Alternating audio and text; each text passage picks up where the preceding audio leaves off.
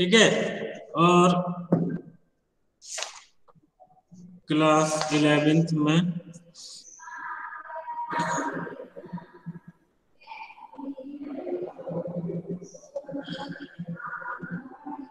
Samundra Rahul is there?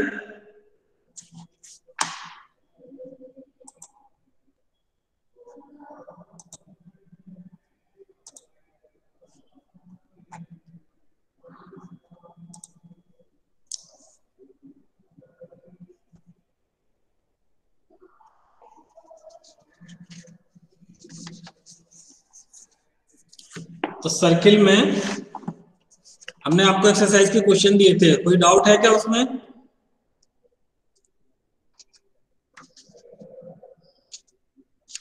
अरे हाँ या ना, कुछ तो बोलो, कुछ तो बोल दिया करो जवाब में, ऐसे गूंगे बने बैठे रहते हो। शिवांश सर डाउट है। टॉपिक आया कि नहीं? सर डाउट है? Yes sir. समृद्धि को डाउट है? Yes Samriddhi, good. सर उसका लास्ट क्वेश्चन है, उसमें थोड़ा करने में कंफ्यूजन हो रहा था। Okay just wait.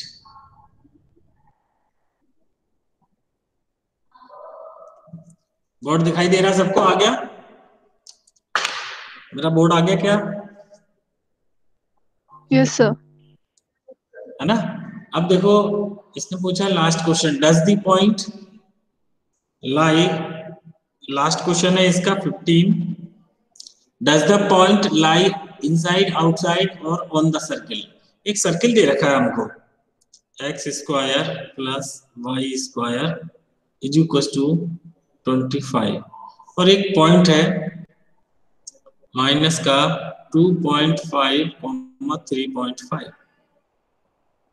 ये बताना है कि ये, मान लेते हैं ये सर्किल है, तो कोई एक पॉइंट मान लेते हैं, ये पॉइंट या तो बाहर हो सकता है, या सर्किल के ऊपर हो सकता है, या सर्किल के अंदर हो सकता है। तीन ही कंडीशन हो सकती है ना? तो अब कैसे पता चलेगा कि ये पॉइंट सर्किल के ऊपर है, सर्किल के बाहर है, सर्किल के अंदर है? बताओ जरा। अगर मान लो मैंने ये ओ पॉइंट ले लिया सेंटर इसका, तो अगर मैं ओ आर निकालूं, ठीक है, ओ पी निकालूं और ओ क्यू निकालूं, तो पता लग जाएगा कि नहीं मुझे? तो मैं क्या करूंगा, सर्किल के सेंटर से, अब देखो, अगर ये पी पॉइंट जो है इसके बाहर है, सर्किल के बाहर है, तो जो ओपी है वो इसके रेडियस से ज्यादा आएगा। अगर सर्किल के ऊपर होगा ओ क्यू, तो इसकी रेडियस के इक्वल आ जाएगा, और अगर सर्किल के अंदर होगा तो रेडियस से छोटा आ जाएगा। तो मुझे पहले ये पता करना पड़ेगा कि इसका रेडियस कितना है। रेडियस है इसका 5। क्वेश्चन समझ में आ गया? लॉजिक आपको, लॉजिक क्या लगा रहे हैं हम, कि अगर मान लो ये जो पॉइंट दे रखा है हमको, वो तो हमने निकाल लिया, वो इसका ओरिजिन होगा। इस सर्किल का जो सेंटर है वो कितना है, 0 0 है, और रेडियस है इसकी 5। ठीक है, तो रेडियस से हम कंपेयर कर लेंगे। कैसे कंपेयर कर लिया, देखो हमने निकाल लिया centre of circle, centre of circle है 0 0, और रेडियस है इसकी 5। अब हम निकालते हैं उस पॉइंट से, यानी कि ओ पी निकाल के देखते हैं, यानी कि 0 0 से लेके, और वो पॉइंट जो दे रखा था कि माइनस का 2.5 और 3.5, तो ये आ जाएगा 0 प्लस 2.5 का होल स्क्वायर और 0 माइनस 3.5 का होल स्क्वायर, ये आ जाएगा। 2.5 का होल स्क्वायर कितना आएगा, 6.25, और 3.5 का whole square 12.25।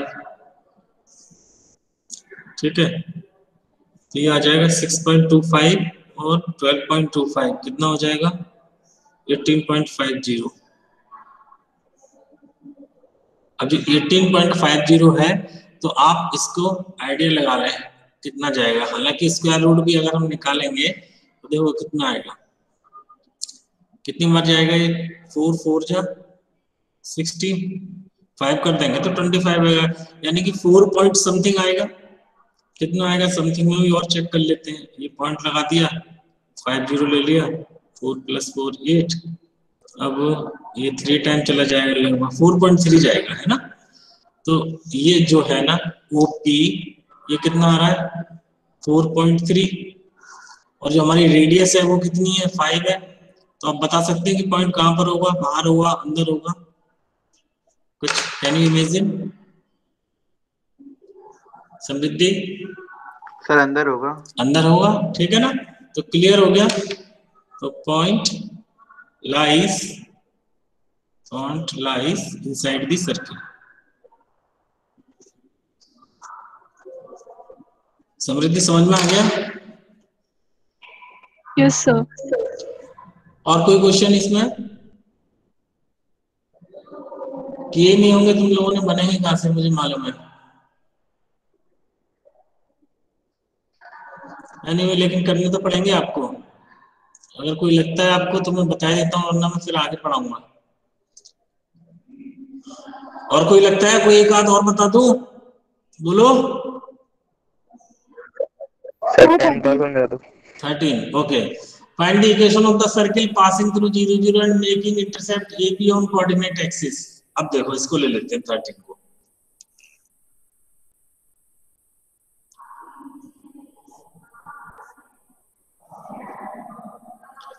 Find the equation of a circle passing through 0 0।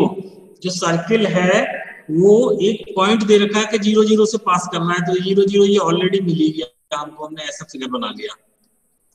And making intercept AB on coordinate axis. Coordinate axis पर A और B, यानी कि ये A है और ये होगा B, ये बना रहा है। अब हमें इसका सेंटर तो पता नहीं इस सर्किल का, हमको क्या निकालनी है इक्वेशन। तो इक्वेशन तो तभी निकलेगी जब मेरे को सेंटर पता होगा, ठीक है ना। लेकिन ये 0 0 से पास हो रहा है ये पता है, लेकिन एक प्रॉपर्टी हमको पता है कि अगर हम सेंटर से यहां पर एक परपेंडिकुलर ड्रॉप कर दें तो a line from the center divides the chord into 2 equal parts। पढ़िए प्रॉपर्टी के नहीं, क्लास 10 में आपने पढ़ी थी कि नहीं? Yes sir. Yes sir. ठीक है ना। इसका मतलब ये हो गया कि ये वाला हिस्सा हो जाएगा A/2 और ये वाला हिस्सा भी A/2। ऐसे ही a line from the center divides the chord, तो ये भी हो जाएगा B/2 और ये भी हो गया B/2। इसका मतलब कि इसका जो सेंटर है C के कोऑर्डिनेट निकल आए, कितने निकल आए A/2 और B/2। बस जब इसके सेंटर के कोऑर्डिनेट निकल गए, इसकी हम रेडियस निकाल सकते हैं। रेडियस तो बहुत आसान है इसकी निकालना, OC निकाल देंगे तो रेडियस आ जाएगी। तो इसकी पहले निकाल देते हैं रेडियस OC, आ जाएगा 0 - A/2 whole square plus 0 - B/2 whole square. ये आ जाएगा √A² 4 B² 4। इसको हम ऐसे भी लिख सकते हैं A² + B² 2। ये हमारी आ गई इसकी रेडियस है, सेंटर भी है। अब क्या चाहिए आपको, equation of the circle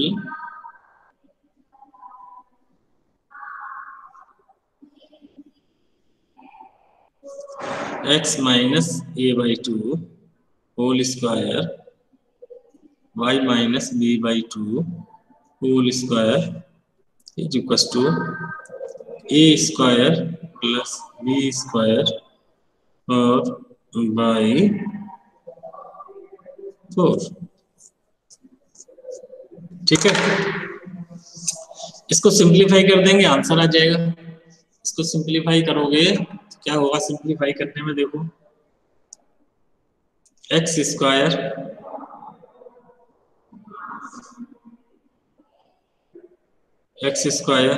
plus A²/4 minus आएगा AX, ऐसे आएगा y² plus B²/4 minus by which equals to a square by 4 plus b square by 4। ये हमारा कट गया दोनों साइड से, आंसर आ जाएगा x square minus a x y square minus b y is equal to 0। Check कर लो, यही आंसर आ रहा होगा इसका। तो हमको ध्यान रखना है कंडीशन क्या दे रखी है, उसके अकॉर्डिंग अगर हम अप्लाई कर देंगे तो कोई दिक्कत नहीं आती है।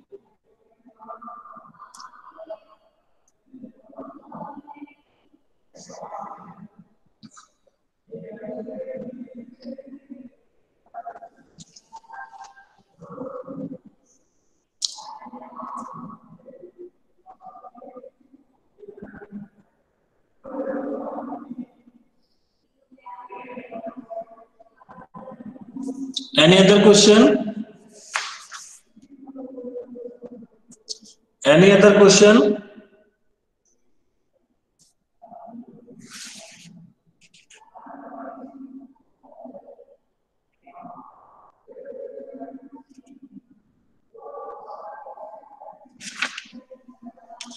No? अरे कुछ तो बोलो,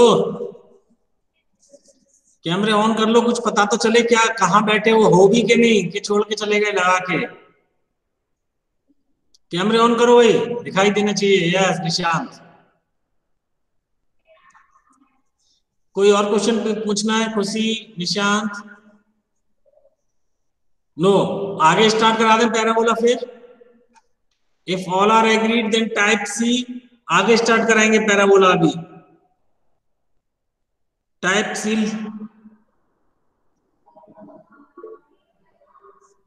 गुड, निशांत, हर्षित, काजल, खुशी, दिशा, भौमिक सब एग्रीड है। सुहानी, समृद्धि, बस इतने, बाकी बच्चों को पता नहीं, वो है ही नहीं है। All are sleeping. Okay, let us start parabola. तो पैराबोला को समझने के लिए आपने ये तो समझ लिया था कि पैराबोला बनता कैसे है, कॉनिक सेक्शन से कैसे पैराबोला क्रिएट होता है। आपने देखा था जब वो जो एंगल था अल्फा, उसको हम थोड़ा टेढ़ा कर देते हैं तो पैराबोला बन जाता है।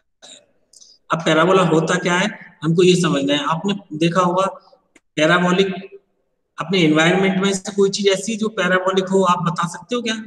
एनवायरनमेंट में से कोई भी चीज?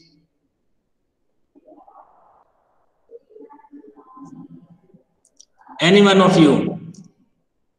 Sir rainbow. रेनबो पैराबोलिक होता है या सर्कुलर? सर्कुलर होता है वो? Sir circular. हाँ सर सर्कुलर होता है। सर्कुलर होता है, वो सर्कुलर होता है वो। Any other example? बहुत कॉमन है, थोड़ा सा ध्यान दोगे तो याद आ जाएगा। और जब तक इसको अपने आप को कनेक्ट नहीं करोगे एनवायरनमेंट से, इसके क्वेश्चन नहीं होंगे एप्लीकेशन बेस्ड। वो सारे एनवायरनमेंट से रिलेटेड है, बहुत सारे एग्जाम्पल है इसके। जस्ट पुट वन अटेंशन, थोड़ा सा ध्यान दो जरा। सुहानी, एक एक एग्जाम्पल बताना है, एक में बता दो, अगर नहीं समझ में आ रहा तो समझ जाओगे तुम। देखो एक तुमको हिंट देता हूं, सबके घर की छत पे लगा हुआ है वो।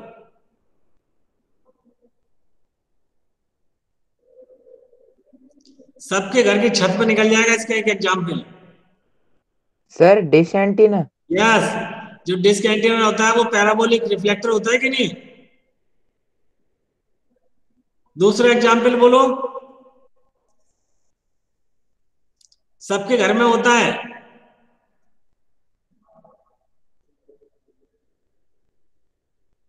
सुहानी, आर यू देयर?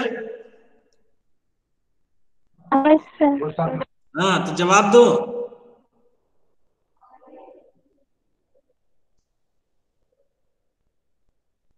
अरे गाड़ियों में लाइट होती है, जो उसका रिफ्लेक्टर होता है वो कैसा होता है?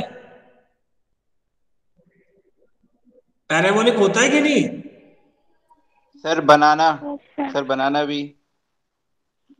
मुझे ये बताओ, गाड़ियों का जो रिफ्लेक्टर होता है लाइट का, वो पैराबोलिक होता है कि नहीं? Yes sir. ओके, अब देखो थोड़ा सा ही इन्वायरमेंट में घर से बाहर निकलोगे, खेतों में आपको बहुत जगह दिखाई देंगे, बिजली के तार दिखाई देते हैं कि नहीं, हाई टेंशन लाइन। तो दो पोल के बीच में जो वायर लगा होता है वो कौन सी फॉर्म में रहता है? पैराबोलिक होता है कि नहीं? ये मान लो एक पोल लगा हुआ है, ये दूसरा पोल लगा हुआ है, इसके बीच में जो वायर रहेगा वो पैराबोलिक आता है कि नहीं? थोड़ा सा लूज हो जाता है वो। Yes sir. तो वो पैराबोलिक है। इसके अलावा आपने देखा होगा बहुत सारे जो ब्रिज बने होते हैं ना, कौन से वाले? Cable bridge. तो केबल वाले ब्रिज के बीच में जो केबल सर बनाना भी हो सकता है पैराबोला। ये तो ये पैराबोलिक होता है कि नहीं? हम एनवायरनमेंट में से बहुत सारे एग्जाम्पल समझ सकते हैं, देख सकते हैं जहां पर पैराबोलिक चीजें हमको दिखती हैं, इसलिए हमको इसकी स्टडी जरूरी है। अब देखो दो चीजें हैं पैराबोला में, ये तो हमने समझ ली शेप। अब पैराबोला मैं पूछूं कि बनाओ जरा पैराबोला बनेगा कैसे? तो देखो बनाने के लिए क्या करते हैं, एक लाइन ले लो फिक्स, ठीक है, और एक लाइन ऐसे ले लो, एक वर्टिकल ले ली, एक हॉरिजॉन्टल ले ली, ठीक है। अब एक पॉइंट लिया मैंने, मान लो ये ले लिया एफ।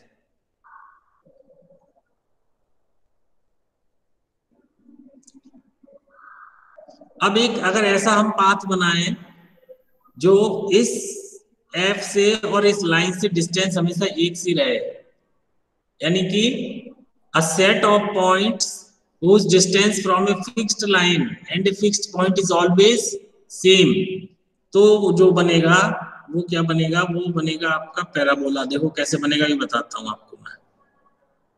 मान लो मैंने एक पॉइंट लिया P, मैंने बोला है कि इफ द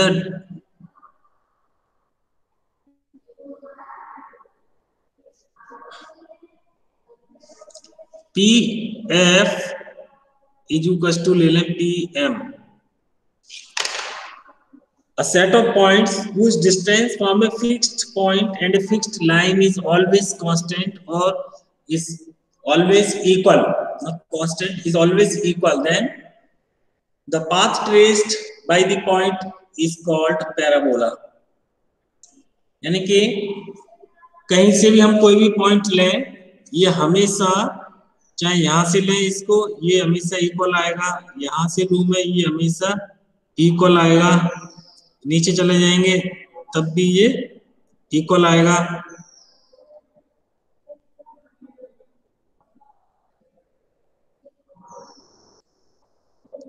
ऐसे करके कहीं से भी निकालें, ये यहाँ पे इक्वल आएंगे डिस्टेंस, यानी P F is equal to P M आएगा। Then the path traced by the point is called, तो हम कह सकते हैं कि parabola is the set of points whose distance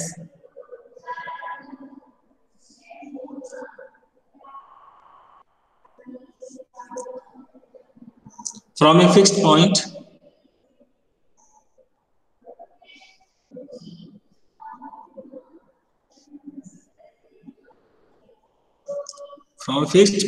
and from a fixed line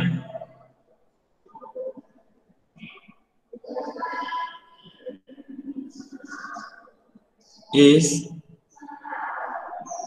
always equal,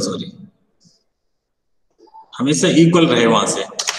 तो जो रास्ता बनेगा, जो पाथ बनेगा, वो जो पाथ होगा, that path will be known as parabola।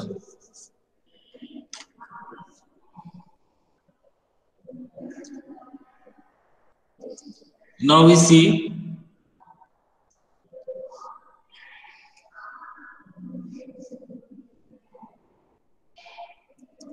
this fixed line is called directrix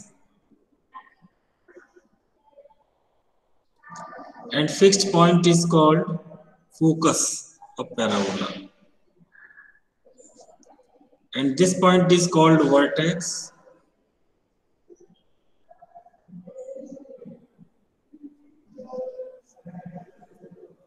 यहाँ पर भी हम एक लाइन ड्रॉ कर देते हैं तो इस तरह से पैराबोला हमारा बन जाता है। यहां तक समझ में आ गया आपको कि डायरेक्ट्रिक्स क्या है, फोकस क्या है, पैराबोला है।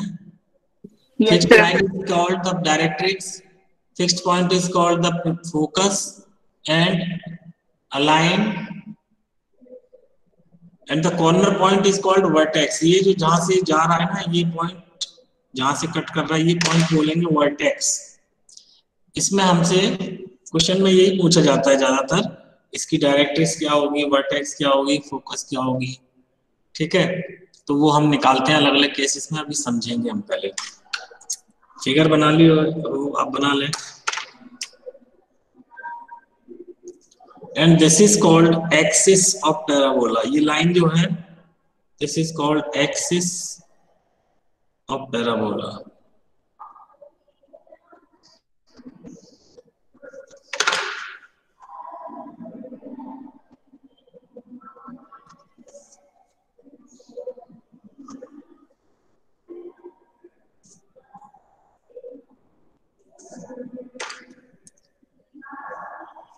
अब पैराबोला की चार कंडीशन होती हैं, चार तरीके से पैराबोला बनता है। देखो, इसको बोलते हैं ओपनिंग राइट हैंड साइड,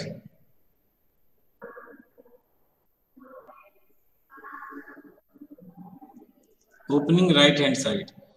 ये हमारा राइट हैंड है, ये हो गई आपकी डायरेक्ट्रिक्स, ये हो गई वर्टेक्स, ये एक्सिस, ये आ गया फोकस, है ना। अब देखो, मान लेते हैं फोकस के कोऑर्डिनेट है a,0। इसका मतलब वर्टेक्स से फोकस जितनी दूर होगा, वर्टेक्स से ये वाला पॉइंट भी उतनी दूर होगा, तो जो डायरेक्ट्रिक्स की इक्वेशन आएगी ये आ जाएगी x = -a। अगर मैं इसके वर्टेक्स 0 0 पे ले लिया, मैंने ये 0 0 ले लिया ओरिजिन, ठीक है, तो डायरेक्ट्रिक्स की इक्वेशन आ जाएगी x = -a, क्योंकि ये भी डिस्टेंस भी यहाँ से यहाँ तक अगर a है तो ये यहाँ से यहाँ तक भी a ही होगी। अभी मैंने बताया था कंडीशन के अकॉर्डिंग, तो ये हो जाएगी x = -a। इसकी हो गई डायरेक्ट्रिक्स की इक्वेशन। फोकस ले लिया हमने a0, वर्टेक्स हो गई इसकी 0 0। तो इक्वेशन ऑफ एक्सिस हो गई ये, इसकी इक्वेशन आ जाएगी y = 0। This is opening right hand side. दूसरी कंडीशन में मान लेते हैं ओपनिंग लेफ्ट हैंड साइड।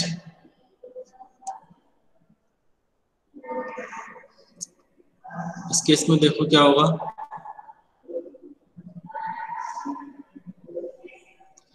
अब जो है ना फोकस आ जाएगा यानी कि लेफ्ट हैंड साइड में, तो ये हो जाएगा -a,0। और ये आपका ओरिजिन हो गया 0 0, और ये हो जाएगी डायरेक्ट्रिक्स की equation x = a।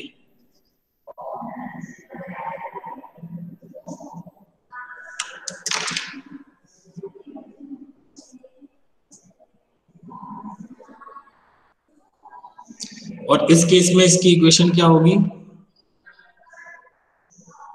y² = -4ax। ये इसकी इक्वेशन आ जाएगी किसकी, पैराबोला की। y² = -4ax, और इससे पहले वाले केस में लिख लेना y² = 4ax आएगी। अगर राइट हैंड साइड में होगा तो 4ax आ जाएगा प्लस का, for right hand side y² = 4ax plus का लेते हैं हम, और लेफ्ट हैंड साइड में आता है तो माइनस का 4ax हो जाएगा। This is called the equation of the parabola. अभी एक वीडियो और दिखा देंगे इसका तुम्हें। थर्ड कंडीशन है ओपनिंग अपवर्ड डायरेक्शन, ठीक है ना। अपवर्ड डायरेक्शन में मतलब देखो ऐसे ऊपर की तरफ जा रहा है ये। अब जो है देखो क्या होगा, फोकस लेंगे इसका हम, तो फोकस क्या हो जाएगा 0,a, ठीक है, वाई एक्सिस पर आ गया फोकस। तो इसकी इक्वेशन तो हो जाएगी y square is equal to 4a, sorry, x square is equal to 4ay, और ये डिस्टेंस हो जाएगी 0,a, तो ये हो जाएगा y is equal to -a। Direct इसकी इक्वेशन हो जाएगी y is equal to -a। ये आ गई हमारी डायरेक्ट्रिक्स। एक्सिस वही रहेगी 0,0, इसमें कोई चेंज नहीं आएगा, और एक्सिस की इक्वेशन हो जाएगी x इज इक्वल टू 0, क्योंकि y के लॉन्ग आ गया तो x इज इक्वल टू 0 हो जाएगा। सर डायरेक्ट्रिक्स की y is equal to -a है ना? हाँ,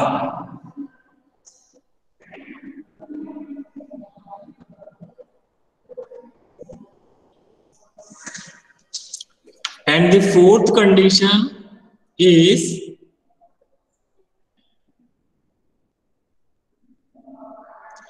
opening downward, नीचे की तरफ खुल रहा है, ठीक है, डाउनवर्ड नीचे की तरफ जाएगा, ऐसे पैराबोला नहीं हो। बस इसमें इसकी इक्वेशन क्या हो जाएगी, x square y square is equal to -4ax, नहीं अभी क्या लिखवाया था, उल्टा लिख गया ये तो। इस केस में आएगा x square is equal to 4ay minus के साथ में आएगा, है ना। ध्यान रखना, देखो जी पैराबोला अगर एक्स एक्सिस पर है तो इसकी जो इक्वेशन होगी ना वो y में इवन होगी, और पैराबोला अगर y एक्सिस में आ रहा है तो इसकी जो इक्वेशन होगी वो x में इवन हो जाएगी, ये पहचान है।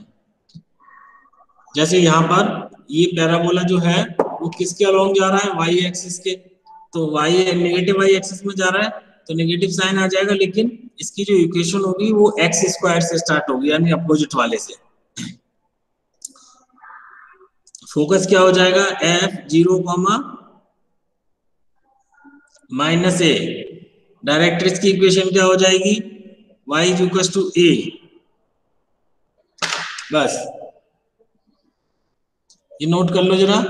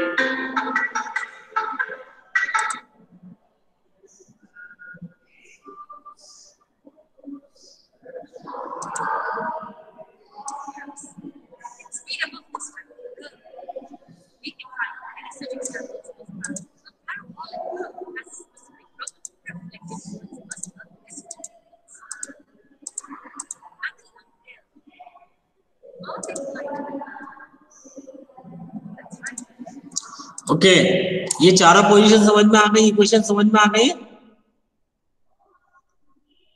Yes sir. है ना। तो मैं एक वीडियो दिखाई देता हूँ तो थोड़ा सा और क्लियरिटी आ जाएगी, फिर क्वेश्चनों पर आएंगे। क्वेश्चन तो आसान है लेकिन थोड़ा कॉन्सेप्ट समझना बहुत जरूरी है। एक वीडियो दिखाता हूँ आपको मैं भी।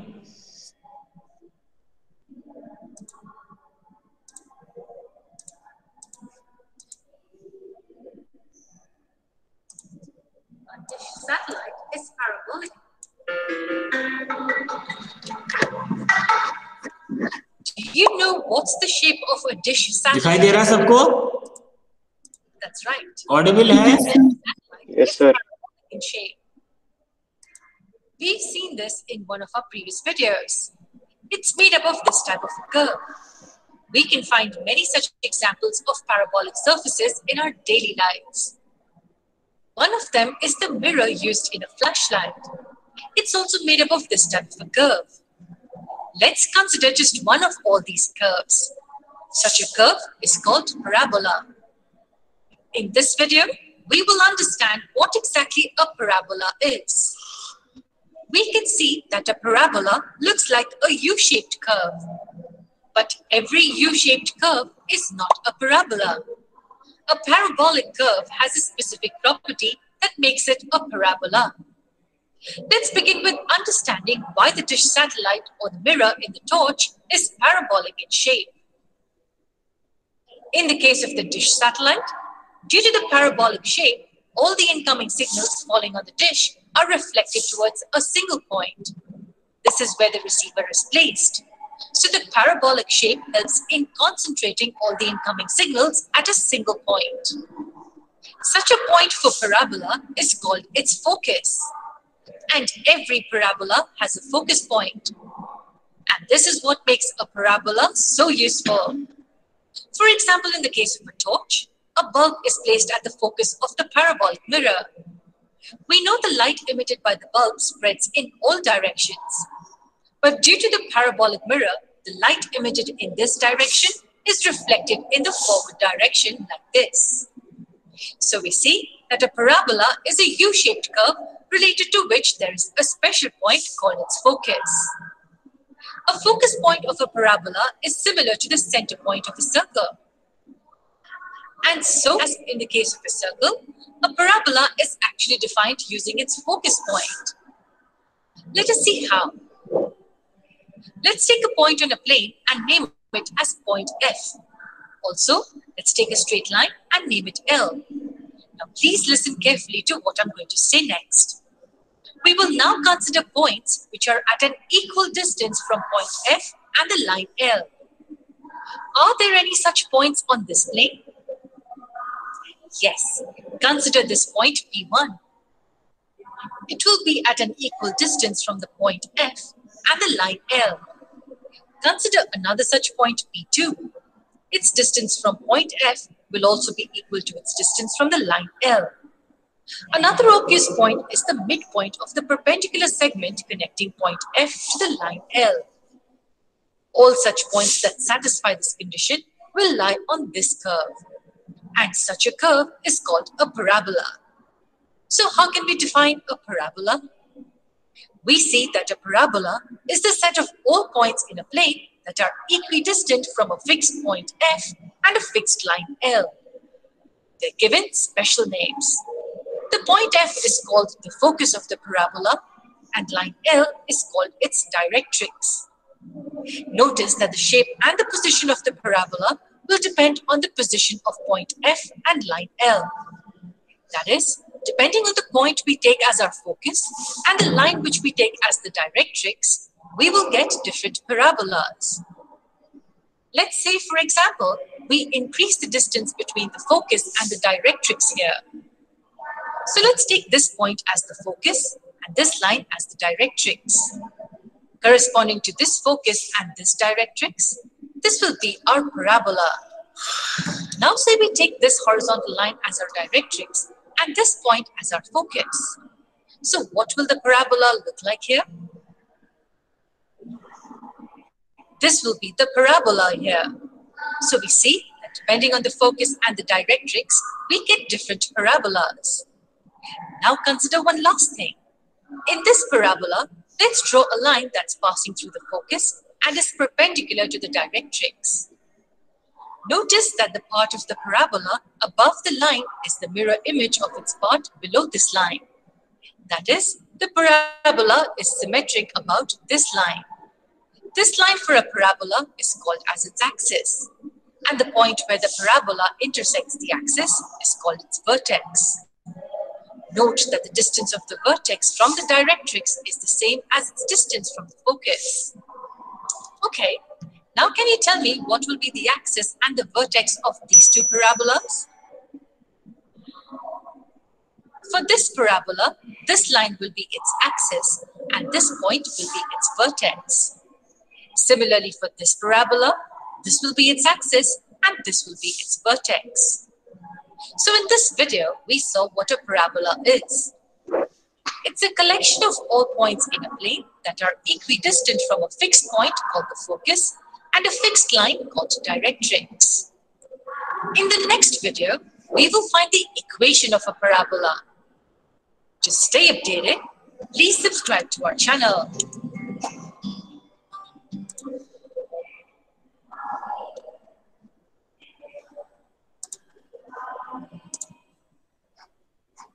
Now tell me, basic concept clear हुआ कि नहीं आपको?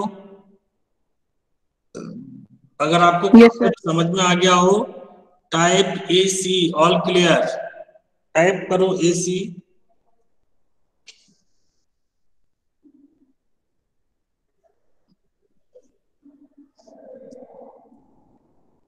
Okay, that's very good. अब आपको ये क्लियर हो गया होगा कि पैराबोला क्या है, कैसे ट्रेस हो रहा है, कैसे हम ट्रेस कर सकते हैं. अब इक्वेशन भी मैंने इसकी बता दी है आपको. 4 तरीके की इक्वेशन है. जब राइट हैंड साइड में खुलेगा तो y² = 4ax, left hand side में खुलेगा तो y² = -4ax, ऊपर खुलेगा तो x² = 4ay, नीचे खुलेगा तो x² = -4ay. और याद रखना है हमको कि अगर x एक्सिस के अलोंग ऊपर नीचे बना हुआ है तो इक्वेशन होगी y². अगर y एक्सिस के अलोंग बना हुआ है तो इक्वेशन स्टार्ट होगी x² से. जिस एक्सिस के अलोंग पैराबोला का मुंह ऊपर नीचे खुला हुआ है उसी के अपोजिट वाला हमको इक्वेशन में लेना है. जैसे x के अलोंग है तो y² = 4ax आ जाएगा, y के अलोंग होगा तो x² = 4ay आ जाएगा. लेफ्ट राइट में है तो प्लस, लेफ्ट में है तो माइनस, ऊपर है तो पॉजिटिव लेना, नीचे है तो नेगेटिव लेना है. बाकी डायरेक्ट्रिक्स की इक्वेशन निकालनी होती है, एक्सिस की इक्वेशन निकालनी होती है. ये सब चीजें अभी आपको नेक्स्ट क्लास में मैं समझाऊंगा. Okay, till then we shall have शांति पाठ. Sign of. गैप मतलब 10 मिनट का आपके लिए ब्रेक है तो आप ब्रेक कर लीजिए, ठीक है. हम नेक्स्ट वही टाइम पर स्टार्ट करेंगे. शांति शांति शांति. Sign off. Thank you, sir. Sairam sir, thank you sir. Sairam sir. Adivasi.